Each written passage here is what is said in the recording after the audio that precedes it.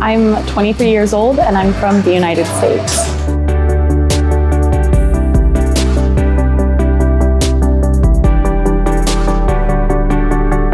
I'm currently studying sociology and I'm interested in pursuing human rights law. And after looking at internships abroad, I found this one here in Cape Town, and it just seemed like a perfect fit to get that real life experience before actually entering law school, to kind of gauge what I want to practice and how I want to really apply that into my work.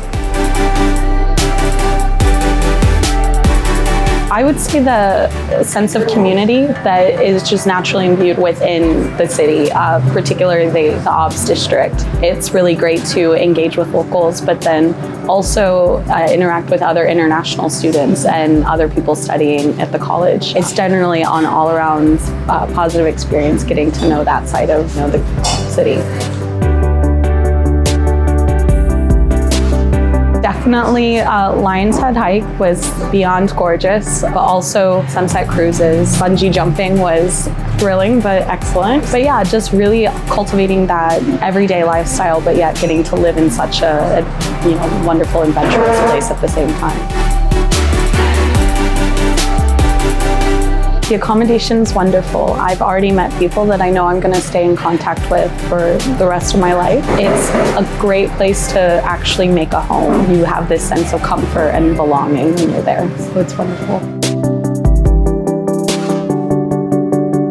I've been exposed to just so many different facets of civil society work, but then also governmental, legal, and policy making. So it's been very informative, but eye-opening to the realities of the importance of the work that needs to be done.